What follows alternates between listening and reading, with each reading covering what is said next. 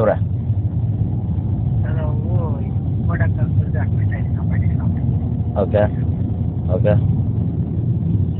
ಒಂದು ತಿಂಗಳು ಸಂಬಳ ಬಿಟ್ಟು ಅವಾಗ ಹಾಕಿರೋದು ಇದುವರೆಗೂ ಸಂಬಳ ಕೊಟ್ಟಿಲ್ಲ ಯಾರು ಆಫೀಸಿಂದ ₹1 ಯಾವ ಆಫೀಸಿಂದ ಎಲ್ಲಿ ಕೆಲಸ ಮಾಡೋದು ನೀವು? ನಾವು ತುರುವೇಕೆರೆ ತುರುವೇಕೆರೆನಾ? ಹೌದು ಸರ್. ಓಕೆ ಹಾಗಾಗಿ 4 ಜನ ಕೆಲಸ ಮಾಡ್ತಾರೆ ಗ್ಯಾಂಗ್ ಮ್ಯಾನ್. ಅಲ್ಲ ಎಷ್ಟು ತಿಂಗಳಿಂದ ಕೆಲಸ ಮಾಡ್ತಾ ಇದ್ದೀರಲ್ಲಿ? ಸರ್ ನಾವೇ 4.5 ವರ್ಷದಿಂದ ಕೆಲಸ ಮಾಡ್ತಾ ಇದ್ದೀವಿ. ಸರಿ ಆಯಿತು. ಎಷ್ಟು ತಿಂಗಳು ಸಂಬಳ ಕೊಡಬೇಕಾಗಿತ್ತು? ಈಗ ನನಗೆ 3 ತಿಂಗಳು ಸಂಬಳ ಕೊಡೋಕ್ಕಾಗಿತ್ತು. ಓಕೆ ಹಾಕ್ಯಾರೆ ಹಾಂ ಯಾವಾಗ ಹಾಕಿದ್ರು? ಕೇಳಿ ಆವಾಗ ಹಬ್ಬದಾಗ ಹಾಕಿದ್ದೆ ಸರ್ ಸಂಬಳನ. ಯಾವ ಹಬ್ಬ? ಮಾನವೇ ಹಬ್ಬ ಇತ್ತು ಸರ್ ಅವಾಗ. ಮಾರ್ಲಮಿ ಹಬ್ಬ? ಹೌದು ಸರ್. ಹಾಂ ಸರಿ ಆಯಿತು.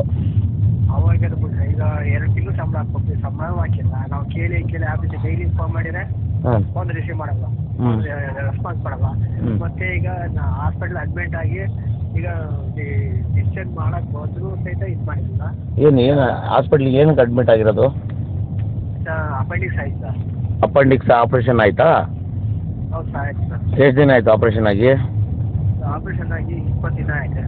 20 ದಿನ ಆಗೈತಾ? ಡಿಸ್ಚಾರ್ಜ್ ಆಯಿತಾ? ಇನ್ನೂ ಆಗಿಲ್ಲ ಸರ್. ಡಿಸ್ಚಾರ್ಜ್ ಮಾಡಿಲ್ಲ. ಬಂದಿಲ್ಲ, ಬಿಚ್ಚಿಲ್ಲ. ಅದು ನೋವು ಜಾಸ್ತಿ ಆಯ್ತಿಲ್ಲ. ಓಕೆ ನಾವು ಅಲ್ಲಿಗೆ ಬಿಚ್ಚಿಲ್ಲ. ಹಂಗಾಗಿ ಸಂಬಳನೂ ಹಾಕಿಲ್ಲ. ಈಗ ಟ್ರೀಟ್ಮೆಂಟು ನಾನು ಸಾಲಾಗಿಲ್ಲ ಮಾಡಿ ಈಗ ಟ್ರೀಟ್ಮೆಂಟ್ ಆಗಿದೆ. ಯಾಕೆ ನಿಮ್ಮ ESI ಇರಬೇಕಲ್ಲ? ESI ಆಯ್ತು ಸರ್. ಅದು ಟ್ರೀಟ್ಮೆಂಟಿಂದು ದುಡ್ಡು ಕೊಡುವಂಥದ್ದು. ಅಲ್ಲ ರೀ ಯಾರು ಇವಾಗ ESI ಮಾಡಿಸೋದು ಏನಕ್ಕೆ? ಒಂದು ನಿಮಿಷ ನಾನು ಹೇಳಿ ಕೇಳಿ. ಇವಾಗ ESI PF ಕಟ್ಟೋದು ಏನಕ್ಕೆ? ಇದು ರಿಕವರ್ ಮಾಡ್ಕೊಳ್ಳಿ ಅಂತ ಬೋರ್ಡ್. ಅಲ್ಲಪ್ಪ ಇವಾಗ ESI ಕಟ್ಟೋದು ನಿಮ್ಮ ಮೆಡಿಕಲ್ ಎಮರ್ಜೆನ್ಸಿಗೋಸ್ಕರ ಸರ್ಕಾರ ಕೊಟ್ಟಿರುವಂಥ ಒಂದು ಸವಲತ್ತು, ಕರೆಕ್ಟಾ? ಹೌದು ಸರ್. ಹಾಂ ಮತ್ತು ನೀವು ಅದನ್ನ ಯಾಕೆ ಬಳಕೆ ಮಾಡ್ಕೊಳ್ಳಿಲ್ಲ? ಸರ್ ಬಳಕೆ ಮಾಡ್ಕೊಳಕ್ಕೆ ಇವರು ನಾನು ರಿಪೋರ್ಟ್ ಕಳಿಸಿದ್ರು. ಅವ್ರು ಕಟ್ಸೋದು ಸಿಕ್ಕಾಪಟ್ಟೆ ಲೇಟ್ ಆಗೋಯ್ತು. ಕಳಿಸ್ಲೇ ಇಲ್ಲ ನಾನು. ಅಲ್ಲ ಹೋಗ್ಲಿ, ESI ಕಟ್ಟಿದಾರಾ? ಈಗ ಕಟ್ಟಾರ ESI. ಇವಾಗ ಕಟ್ಟಿರೋದಲ್ಲ? ಅಲ್ಲ ಅದಕ್ಕಿಂತ ಮುಂಚೆ ಕಟ್ಟಿದ್ರಿ ESI? ಇಲ್ಲ ಸರ್ ಕಟ್ಟಿರೋದು. ಅದಕ್ಕಿಂತ ಮುಂಚೆ ESI ಕಟ್ಟಿದ್ದಿಲ್ಲ. PF ಕಟ್ಟಿದಾರಾ? ಈಗ ಕಟ್ಟಾವ್ರೆ. ಒಂದು 3-4 ತಿಂಗಳಿಂದ ಕಟ್ಟಾವ್ರೆ. ಹಾಂ ಅದಕ್ಕಿಂತ ಮುಂಚೆ ಕಟ್ಟಿಲ್ಲ? ಇಲ್ಲ ಸರ್. ಓಕೆ. ಅಲ್ಲ ಇವಾಗ ಒಂದು ನಿಮಿಷ ನಿಮ್ಮ ಹೆಸರೇನಂದ್ರಿ? Krishnamurthy K. Krishnamurthy K R. ಇವಾಗ ನಾನು ಕೇಳೋದು ನಿಮ್ಮದು ESI PF ಇದ್ದ ಮೇಲೆ ನೀವು ಯಾಕೆ ದುಡ್ಡು ಖರ್ಚು ಮಾಡಿ ಆಪ್ರೇಷನ್ ಮಾಡಿಸ್ಕೊಂಡ್ರಿ? Sir emergency. ಅಲ್ರಿ ಎಮರ್ಜೆನ್ಸಿಗೋಸ್ಕರನೇ ತಾನೇ ಇನ್ಶೂರೆನ್ಸ್ಗಳಿರೋದು. ಎಮರ್ಜೆನ್ಸಿಗೋಸ್ಕರನೇ ತಾನೇ ESI ಇರೋದು. ಇವಾಗ ಯಾರ ಹತ್ರ ಏನು ದುಡ್ಡು ಜೋಬಲ್ಲಿ ಇಟ್ಕೊಂಡಿರ್ತಾರ, ನನಗೆ ಆಪ್ರೇಷನ್ ಆಗುತ್ತೆ, ನನಗೆ ಮೆಡಿಕಲ್ ಎಮರ್ಜೆನ್ಸಿ ಬರುತ್ತೆ ಅಂತ. ಇಲ್ಲ ಸರ್. ಮತ್ತೆ ನೀವು ESI ಇದ್ಮೇಲೆ ಯಾಕೆ ಬಳಕೆ ಮಾಡ್ಕೊಳ್ಳಿಲ್ಲ ESIನ?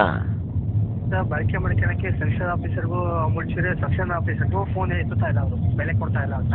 ಅಲ್ಲಲ್ಲ ಇವಾಗ ಯಾವ ಹಾಸ್ಪಿಟಲ್ ನೀವು ಆಪ್ರೇಷನ್ ಮಾಡಿಸ್ಕೊಂಡಿದ್ದು? Kumar doctor sir. ಅಲ್ಲಿ ESI ಹೆಂಗೆ ಬಳಸ್ತಾರೆ? ESI ಇರೋ ಹಾಸ್ಪಿಟ್ಲಿಗೆ ಹೋಗ್ಬೇಕು ನೀವು. ಸರ್ ಹೋಗಿ ಎಮರ್ಜೆನ್ಸಿ ಅವತ್ತು ಎಮರ್ಜೆನ್ಸಿ ಅಂದರೆ ಏನಾಗ್ಬಿಡುತ್ತೆ, ವೀರ್ಯ ಆಗ್ಬಿಟ್ಟು ಜಾಸ್ತಿ ಹೆವಿಯಾಗಿ. ಸರಿ ಮತ್ತೆ ಅಷ್ಟು ದಿನ ಏನು ಮಾಡ್ತಿದ್ರಿ, ನೋಡ್ಕೊಳ್ಳಿಲ್ವಾ? ಸರ್ ಚೆನ್ನಾಗಿ ಇಮಿಡಿಯೇಟ್ ಕೆಲಸ ಮಾಡ್ತಿದ್ದಿಲ್ಲ, ಡ್ಯೂಟಿ ಮಾಡ್ತಿದ್ದಿಲ್ಲ. ಡ್ಯೂಟಿ ಮಾಡ್ಬೇಕು ಹೊಟ್ಟೆ ನಾವು ಬಂದಿದ್ದೆ ಏಕಾಏಕಿ. ಹಾಂ ಗೊತ್ತಾಗ್ಲಿದ್ದಂಗೆ. ಗೊತ್ತಾಗ ಹಾಂ ಪಟ್ಟನೆ ಕಾರಲ್ಲಿ ಸಾಹೇಬ್ರೆ ಕಾರಲ್ಲಿ ಹಾಸ್ಪಿಟ್ಲಿಗೆ ಹಿಂಗೆ ಅಲ್ಲಿ ಕಾರಲ್ಲೇ ಕಳ್ಸಿದ್ವಿ ಡೈರೆಕ್ಟಾಗಿ. ಯಾರು ನಿಮ್ಮ ಸಾಹೇಬ್ರ ಹೆಸರೇನು? ನಮ್ಮ ಸಾಹೇಬ್ರ ಹೆಸರು ಜಾನ್ ಮಧು ಸುಧಾಕರ್ ಅಂತ. ಜಾನ್ ಮಧು ಸುಧಾಕರ್ ಅಂತ ಸೆಕ್ಷನ್ ಆಫೀಸರ್. ಯಾವ ಸೆಕ್ಷನ್ ನಿಮ್ಮದು? ತುರುವೇಕೆರೆ ಸೆಕ್ಷನ್ ವೈಂಡ್ amount. Turuvekere section, Turuvekere sub division. ಹೌದು ಸರ್. ಓಕೆ ಸರಿ. ಇವಾಗ ನಿಮ್ಮ ಸೂಪರ್ವೈಸರ್ ಯಾರು? ಸೂಪರ್ವೈಸರು ಅಲ್ಲೇ ಸರ್ ಇದ್ರವರು ಸ್ಪಾರ್ಕ್ ಅವ್ರ ಹೆಸರೇನು? ಸ್ಪಾರ್ಕ್ ಹೆಸರು ಗೊತ್ತಿಲ್ಲ. ಗಜ ನಂಬರ್ ಕೊಟ್ಟಿದ್ದೆ ಅವ್ರಿಗೆ ಮಾತಾಡೋ ಅವ್ರ ಹತ್ರ. ಆಗುತ್ತೆ ಕೆಲಸ ಆಗ್ತದೆ. ಅಲ್ಲಲ್ಲ ನೀವು ಇವಾಗ ಎಷ್ಟು ವರ್ಷದಿಂದ ಕೆಲಸ ಮಾಡ್ತಾಯಿದ್ದೀರಿ? ಸರ್ 4 ವರ್ಷದಿಂದ ಮಾಡ್ತಾಯಿದ್ದೀನಿ. ನಿಮ್ಗೆ ID ಕಾರ್ಡ್ ಕೊಟ್ಟಿದ್ದಾರಾ? ಇಲ್ಲ ಸರ್ ಏನು ಕೊಟ್ಟಿಲ್ಲ ಸರ್. ಮತ್ತು ನೀವು ಎಂಪ್ಲಾಯ್ ಅಂತ ಹೆಂಗೆ ಕನ್ಸಿಡರ್ ಆಗ್ತೀರಿ? ಹೇಗೆ ನಿಮಗೆಲ್ಲ ಗೊತ್ತಾಗಲ್ವಾ?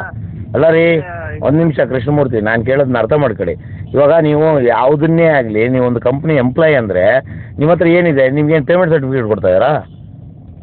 ಪೇಮೆಂಟ್ ಹಾಕ್ತಾರೆ ಸರ್. ಪೇಮೆಂಟು ಬ್ಯಾಂಕ್ ಹಾಕ್ತಾರೆ ಅಲ್ವಾ? ಆಧಾರ್ ಕಾರ್ಡು ಮಕ್ಕ TC xerox, photo bank passbook xerox ಹಾಂ ಎಲ್ಲ ಸಾಹೇಬ್ರು ಇಸ್ಕೊಂಡವ್ರೆ. ಆಯ್ತಪ್ಪ, ನಾನು ಕೇಳ್ತಿರೋದೇನು, ನೀವು ಒಂದು ಕಂಪ್ನಿ ಎಂಪ್ಲಾಯ್, ಅದು ಯಾವುದೇ ಕಂಪ್ನಿ ಆಗಿರಲಿ, ಸರ್ಕಾರಿ ಆಗಿರಲಿ ಅಥವಾ ಖಾಸಗಿ ಆಗಿರಲಿ, ಅಂಥ ಎಂಪ್ಲಾಯ್ಗೆ ಅಂಥ ಕಂಪ್ನಿ ಎಂಪ್ಲಾಯ್ ಅಂತ ನೀವು ಅನ್ಸ್ಕೊಳ್ಳೋದಕ್ಕೆ ನಿಮ್ಗೆ ಯಾವ್ದಾದ್ರು ಗುರುತಿನ ಚೀಟಿ ಇರಬೇಕಲ್ಲ, ಐ ಡಿ ಪ್ರೂಫ್ ಇರಬೇಕಲ್ಲ. ಏನು ಕೊಟ್ಟಿಲ್ಲ ಮತ್ತು ನೀವು ಹೆಂಗ್ರಿ ಮಾಡಿದ್ರಿ 4 ವರ್ಷ ಕೆಲಸನಾ? ಹಾಂ ಸಾಹೇಬ್ರು ಅಟೆಂಡೆನ್ಸ್ ಸಾರಿ ರೀ, ಅವ್ರು ಸಾಹೇಬ್ರ ಅಟೆಂಡೆನ್ಸ್ ಕಳಿಸಿದ್ರು, ಅವ್ನು ಯಾವನೋ ನಿಮಗೆ ಬ್ಯಾಂಕ್ ಅಕೌಂಟಿಗೆ ದುಡ್ಡು ಹಾಕ್ದ. ಅಲ್ಲ ರೀ, ನಾಳೆ ದಿನ ನೀವು ನನಗೆ ಸಂಬಂಧನೇ ಇಲ್ಲ ಅಂದರೆ ನೀವು ಯಾರನ್ನ ಕೇಳ್ತೀರಿ? ಹಾಂ ಕೇಳಕ್ಕಾಗಲ್ಲ. ಮತ್ತು ನಿಮ್ಗೆ ಗೊತ್ತಾಗಲ್ವಾ? ಎಷ್ಟು ವಯಸ್ಸು? ಸರ್ 38 38 ವರ್ಷ ಆದರೂ ಒಂದಿಷ್ಟು ಬುದ್ಧಿ ಪರಿಜ್ಞಾನ ಕಲ್ತಿಲ್ವಲ್ರಿ ನೀವೆಲ್ಲ? ನಿಮ್ಮೆಲ್ಲರಿಗೂ ನಾನು ಕೃಷ್ಣಮೂರ್ತಿಗೆಲ್ಲ, ನಾನು ಕೃಷ್ಣಮೂರ್ತಿದು ಒಂದೇ ಅಲ್ಲ, ನಾನು ಬೆಂಗಳೂರಲ್ಲಿ ಬರೋ ಆಫೀಸಲ್ಲಿ ಎಲ್ಲರಿಗೂ ಹೇಳ್ತೀನಿ, ಐ ಡಿ ಕಾರ್ಡ್ಗಳು ಕೇಳಿ, ಐ ಡಿ ಕಾರ್ಡ್ಗಳು ತಗೊಳ್ಳಿ ಅಂತ. ಹಾಂ ಕೇಳಿದೀವಿ ಸರ್, ಕೊಟ್ಟಲ್ಲ ಸರ್, ಯಾರು ರೆಸ್ಪಾನ್ಸ್ ಅಂತ ಇಲ್ಲ. ಹೌದಪ್ಪ, ನೀವು ಕೆಲ್ಸಕ್ಕೆ ಸೇರೋವಾಗ ಕೇಳಬೇಕು. ನೀವು ಕೆಲ್ಸಕ್ಕೆ ಸೇರಾದ್ಮೇಲೆ ಏನು ಅದೇನು ಗೌರ್ಮೆಂಟ್ ಎಂಪ್ಲಾಯ್ನಾ? ಗೌರ್ಮೆಂಟ್ ಜಾಬ್ ಅದು ಏನು ಪರ್ಮನೆಂಟ್ ಮಾಡ್ತಾರ ನಿಮಗೆಲ್ಲ?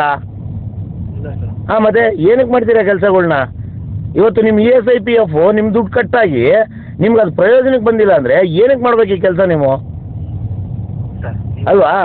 ನಾನು ಹೇಳೋದು ಕರೆಕ್ಟ್ ಅಲ್ಲ. ನಿಮ್ಗೆ ESIPF ಉದ್ದೇಶ ಏನು? ಒಂದು ಏನೋ ಹೆಚ್ಚು ನಿಮ್ಮ ರಕ್ಷಣೆಗೋಸ್ಕರನೇ ತಾನೇ ಸರ್ಕಾರಗಳು ಮಾಡಿರೋದು. ಮತ್ತು ಆ ಯೋಜನೆಗಳು ನೀವು ಬಳಕೆ ಮಾಡ್ಕೊಳ್ಳಿಲ್ಲ ಅಂದರೆ ಆ ESIPFಗೆ ನೀವು ದುಡ್ಡು ಕಟ್ಟಿ ಏನು ಸುಖ? ನಿಮ್ಮ ಸಂಬಳದಲ್ಲಿ ಕಟ್ಟಾಗ್ತೈತೆ ಇಲ್ವದು?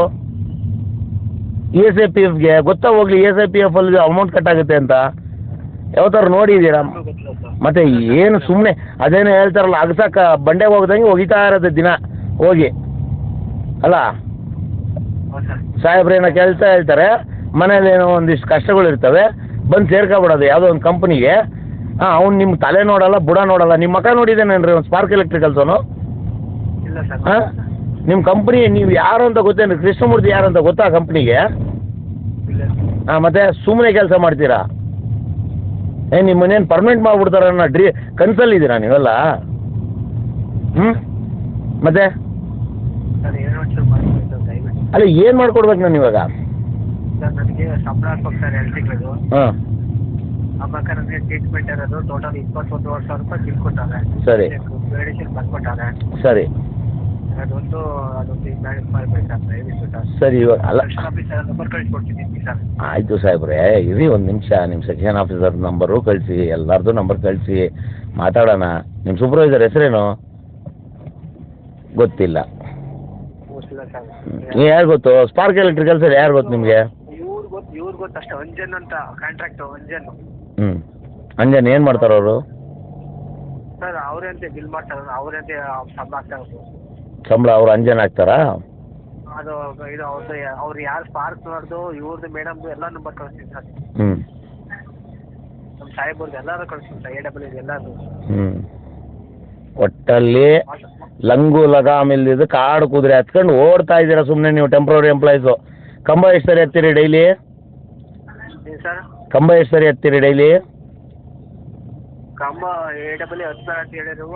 AWS ಹತ್ಬೇಡ ಅಲ್ಲ, ಕಂಬ ಎಷ್ಟು ಸರಿ ಹತ್ತೀರಿ ಡೈಲಿ? ಕಂಪ್ಲೇಂಟ್ 15ರಿಂದ 20. ಹಾಂ, 15ರಿಂದ 20 11 kV ಕಂಬಗಳನ್ನ ಹತ್ತೀರಾ, ಹೌದು ಸರ್. ಕರೆಕ್ಟಾ? ಹೌದು ಸರ್. ಹ್ಞೂ. ನಾಳೆ ದಿನ ಹೆಚ್ಚು ಕಡಿಮೆ ಆಗಿ ಕರೆಂಟ್ ಹೊಡೆದು ನೆಗೆದು ಬಿದ್ದರೆ ಹೌದು ಸರ್. ಕೈ ಚಿಪ್ ಕೊಡ್ತಾರೆ, ಗೊತ್ತಾಯ್ತಾ? ಹೌದು ಸರ್. ಅರ್ಥಾಡೆಲ್ಲ ಬಳಸ್ತೀರೇನ್ರಿ? ಯಾವತ್ತಾರ ಬಳಸಿದ್ದೀರಾ ಹೋಗ್ಲಿ ಅವನ್ನ? ಹೆಲ್ಮೆಟ್ ಹಾಕಿದ್ದೀರಾ ಕಂಬದ ಮೇಲೆ ಹತ್ತೋದಕ್ಕೆ? ಇಲ್ಲ ಸರ್. ಎಷ್ಟಾಗ್ತದೆ ಆಕ್ಸಿಡೆಂಟ್ಗಳು ರಾಜ್ಯದಲ್ಲಿ? ಹೌದು ಸರ್, ನೋಡ್ತಾ ಇದ್ದೀವಿ ಸರ್. ಏನು ನೋಡ್ಬಿಟ್ಟು ಏನು ಸುಖ? ಏನ್ರಿ ಸುಖ? ಬುದ್ಧಿ ಪರಿಜ್ಞಾನ ಇಲ್ಲಿದ್ದಂಗೆ ಜೀವನಗಳು ಮಾಡ್ಕೊಂಡು ನಾಳೆ ದಿನ ಮದುವೆ ಆಗಿದೆಯಾ? ಹೌದು ಸರ್, 2 ಮಕ್ಕಳು ಆಗುತ್ತೆ. ಹಾಂ, 2 ಮಕ್ಕಳ ತಂದೆ. ನಾಳೆ ದಿನ ಹೆಚ್ಚು ಕಡಿಮೆ ಆದರೆ ನಿಮ್ಮ ಕುಟುಂಬಕ್ಕೆ ಏನು ಕೊಡ್ತಾರೆ? ಕೈಗೆ ಚಿಪ್ಪು, ಖಾಲಿ, ಗೊತ್ತಾಯ್ತಾ? ಹೌದು ಸರ್. ಹಾಂ, ಇವತ್ತು ನೀವು ಆ ಕಂಪ್ನಿಯಲ್ಲಿ 4 ವರ್ಷ ದುಡಿದು ಸ್ಪಾರ್ಕ್ ಎಲೆಕ್ಟ್ರಿಕಲ್ಸ್ಗೆ ನಿಮ್ಮ ಸಂಬಳಕ್ಕೆ ನೀವು ಬೇಡಬೇಕು ಅಂದರೆ ಇನ್ನು ಯಾವ ಪರಮ ಸುಖಕ್ಕೆ ಮಾಡ್ಬೇಕ್ರಿ ಇಂಥ ಕಂಪ್ನಿಗಳಲ್ಲಿ ಕೆಲಸ? ಹಾಂ, ಹೌದು ಸರ್. ಒಂದಿಷ್ಟು ಬುದ್ಧಿ ಪರಿಜ್ಞಾನ ಇಟ್ಕೊಂಡು ಮನುಷ್ಯ ಕೆಲಸ ಮಾಡಬೇಕು. ಸರ್ ಇನ್ನು ಮುಂದೆ ಹತ್ರ ತಪ್ಪು ಹೇಳಿದ್ರೆ ಸಿದ್ಧಲ್ಲಿ ಕಂಬ ಗಿಂಬ ಅಂತವಲ್ಲ ಸರ್. ಹ್ಞೂ, ಹತ್ರಿ, ಕಂಬ ಹತ್ರಿ, 11 kV ಮುಟ್ರಿ, ಆಯಿತಾ? ಸುಟ್ಕೊಂಡು ಕೈಯೋ ಕಾಲೋ ಮುರ್ಕೊಳ್ರಿ, ಮೇಲಿಂದ ಬಿದ್ದು ಕೆಳಗಡೆ ತಲೆ ಹೊಡ್ಕೊಳ್ರಿ, ಸತ್ರಿ ಯಾರಿಗೇನು ಹೋಗ್ಬೇಕು? ನಿಮ್ಮ ಕುಟುಂಬಕ್ಕೆ ತಾನೇ ನಷ್ಟ. ಬೆಸ್ಕಾಮ್ಗೂ ಏನಾಗಲ್ಲ, ನಿಮ್ಮನ್ನು ತಗೊಂಡೋಗಿ ಅವನು 10,000 ರೂಪಾಯಿ ಕಮಿಷನ್ ಹೊಡ್ಕೊತಾ ಇದ್ದಾನಲ್ಲ ಅವನಿಗೂ ಏನಾಗಲ್ಲ, ನಿಮ್ಮ ಕಂಬ ಹಚ್ಚೋಕ್ಕೆ ಕೆಲಸ ಮಾಡಿಸ್ತಾ ಇದ್ರಲ್ಲ ನಿಮ್ಗೆ ಆ ಮಾನ ಮರ್ಯಾದೆ ಇಲ್ದಿರೋರ್ಗೂ ಏನೂ ಆಗಲ್ಲ ಏನ್ರಪ್ಪ. ಮಾಡಿರಿ, ನಿಮ್ಮ ಮನ್ಸಿಗೆ ಬಂದಂಗೆ ಕೆಲಸಗಳು ಮಾಡಿರಿ, ಹೆಚ್ಚು ಕಡಿಮೆ ಮಾಡ್ಕೊಳ್ರಿ. ಹೌದ್ರಿ, ಯಾರು ಮತ್ತೆ ನೀವು ಜೈಗಳು AWಗಳು ಹತ್ತಬೇಡಿ ಅಂತ ಹೇಳಿದ್ರು, ಮತ್ತೆ ಹೆಂಗೆ ಹತ್ತೀರಿ ನೀವು ಕಂಬಗಳನ್ನ? ನಿಮ್ಗೆ ಏನು ಕೆಲಸ ತಗೊಂಡ್ರದು ನಿಮ್ಮ ಸ್ಪಾರ್ಕ್ ಎಲೆಕ್ಟ್ರಿಕ್ ಕೆಲಸವರು? ಹಾಂ, ಯಾರು ಲೈನ್ಮನ್ ಹೆಸರೇನು? ಯಾವಣ್ಣ? ಯಾಕೆ ನಿಮ್ಮ ಮೂರ್ತಿ ಅಣ್ಣನಿಗೆ ಸಂಬಳ ಬರಲ್ವಂತ? ಹಾಂ, ಶೋ ಕೊಡೋದೈತೆ. ಅವರೇ ಮುಂದೆ ನಿಂತ್ಕೊಂಡು ಅವರೇ ಹಚ್ತಾರೆ ಸರ್, ಅಲ್ಲಿ ಕಂಬ ಹೇಳಿ ಕರ್ಸಿ. ಹಾಂ, ಕಂಬ ಹತ್ತಕ್ಕಾಗ್ಲಿದ್ದವರೆಲ್ಲ ಇವತ್ತು ಲೈನ್ ಮ್ಯಾನ್ಗಳು 1 ಲಕ್ಷ ರೂಪಾಯಿ ಸಂಬಳಗಳು ಇವ್ರಿಗೆ. ಹಾಂ, ನೀವು 10-12 ಸಾವಿರ ರೂಪಾಯಿ ಸಂಬಳಕ್ಕೆ ಇಲ್ಲಿ ಹೋಗಿ ಏನೋ ಹೆಚ್ಚು ಕಡಿಮೆ ಮಾಡ್ಕೊಂಡು, ಯಾವತ್ತಾದರೂ ಕೃಷ್ಣಮೂರ್ತಿ ಒಂದು ದಿನ ಹೆಲ್ಮೆಟ್ ಹಾಕೊಂಡು ಅರ್ಥಳ ಹಾಕೊಂಡು ಕಂಬ ಹತ್ತಿದ್ಯಾ? ಒಂದು ಸರಿನೂ ಹತ್ತಿಲ್ಲ, ಕರೆಕ್ಟಾ? ಮಕ್ಕಳು ನಾಳೆ ದಿನ ಅನಾಥರಾಗ್ಬಿಡ್ತಾರಪ್ಪ, ಯಾಕ್ರಪ್ಪ ಇಂಥ ತಪ್ಪುಗಳು ಮಾಡ್ತೀರಾ?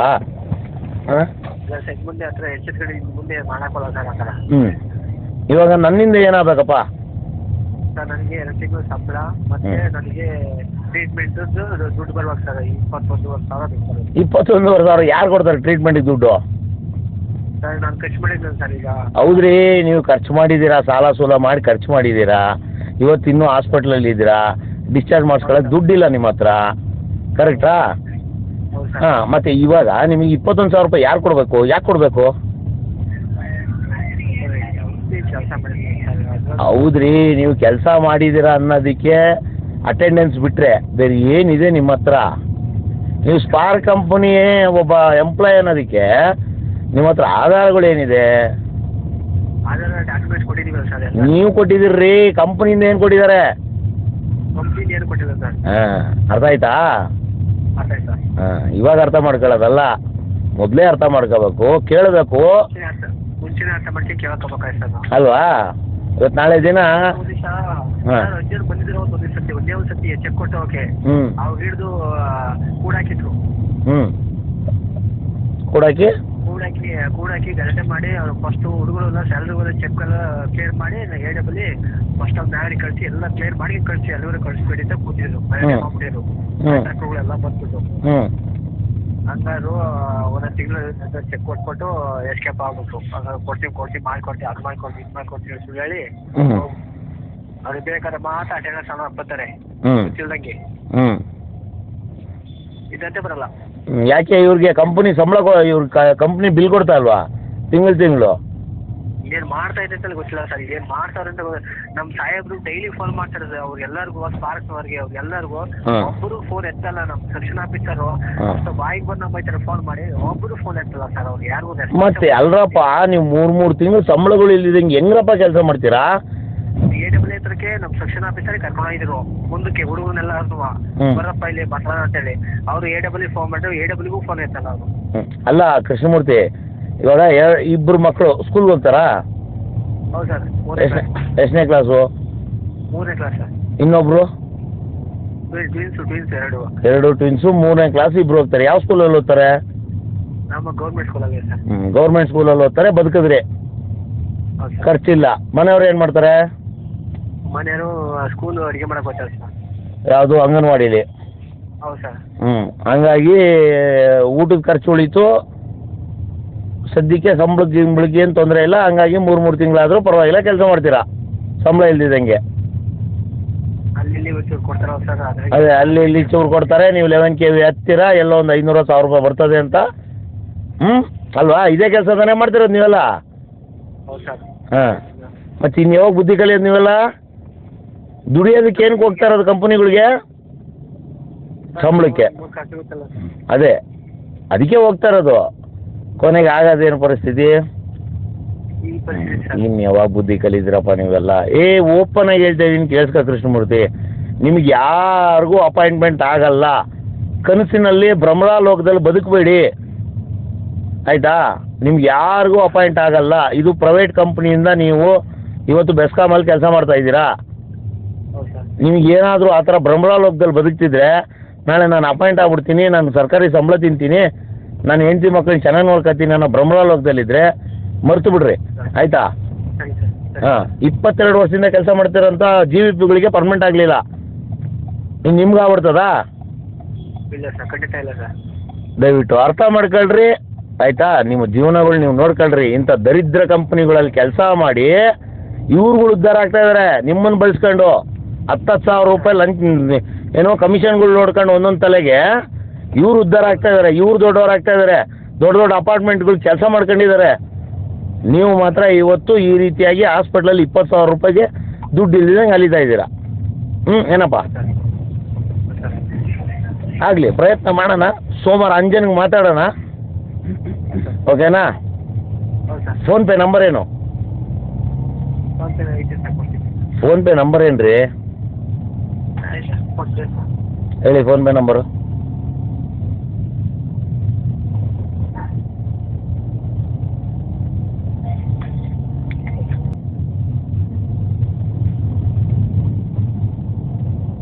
988 988